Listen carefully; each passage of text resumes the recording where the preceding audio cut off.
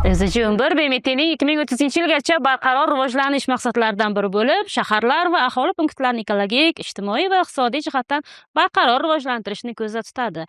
Ushbu maqsadning asosiy vazifalari quyidagilardan iborat: xavfsiz, arzon va qulay uy-joylarni ta'minlash, shahar infratuzilmasini rivojlantirish, tabiiy ofatlarga chidamlikni oshirish, madaniy va tarixiy merosni saqlash hamda ijtimoiy tenglikni ta'minlashdan iborat. Barqaror shaharlar yaratish jarayonida bir qancha asosiy ko'rsatkichlar hisobga olinadi. Ular orasida uy-joy sifati, transport tizimi, favqulodda vaziyatlarga tayyorgarlik, ijtimoiy tenglik, ekologik barqarorlik va madaniy merosni saqlash eng muhimlari hisoblanadi. Shahar infratuzilmasi sifatida jamoat transporti, energiya va suv ta'minoti, chiqindilarni boshqarish tizimlari barqaror rivojlanishning ajralmas qismi hisoblanadi. Favqulodda vaziyatlarga tayyorgarlik esa tabiiy ofatlar va iqlim o'zgarishiga chidamlikni oshirishni ta'minlab beradi.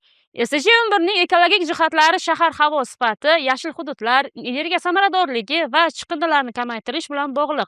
Madaniy va tarixiy merosni saqlash esa shaharning tarixiy obidalarini restavratsiya qilish, turizm va ta'lim orqali rivojlantirishni o'z ichiga oladi.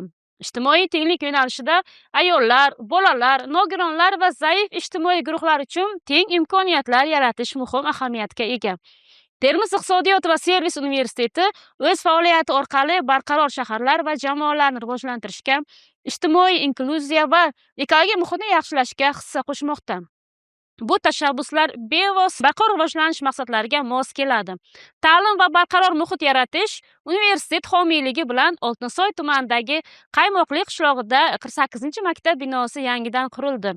Yangi maktabda keng va yorug' sinflar, zamonaviy o'quv xonalari va barcha qulay sharoitlar mavjud. Bu tashabbus nafaqat sifatli ta'limni ta'minlaydi, balki barqaror va xavfsiz jamoa muhitni yaratishga xizmat qiladi. Ekologik barqarorlik bo'yicha mart oyida universitet viloyat ekologiya va atrof muhitni muhofaza qilish boshqarmasi, ekologik partiya xodimlari va eko volontyorlar bilan hamkorlikda plastik va polietilen chiqindilarini tozalash va obodonlashtirish aksiyasi o'tkazildi. Ushbu tashabbus shahar hududlarini sog'lomlashtirish va barqarorlashtirishga qaratilgan.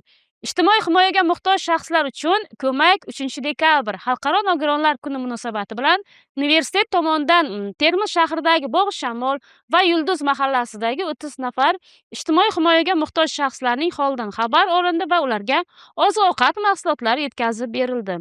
Ushbu tadbir inklyuziv va barqaror jamoa yaratishga qaratilgan. Shuningdek, Termiz iqtisodiyot va servis universiteti amalga oshirgan tashabbuslar barqaror shaharlar va jamoalar, sifatli ta'lim, ekologik muhitni yaxshilash va ijtimoiy inklyuziya yo'nalishlarida SDG maqsadlarini qo'llab-quvvatlaydi.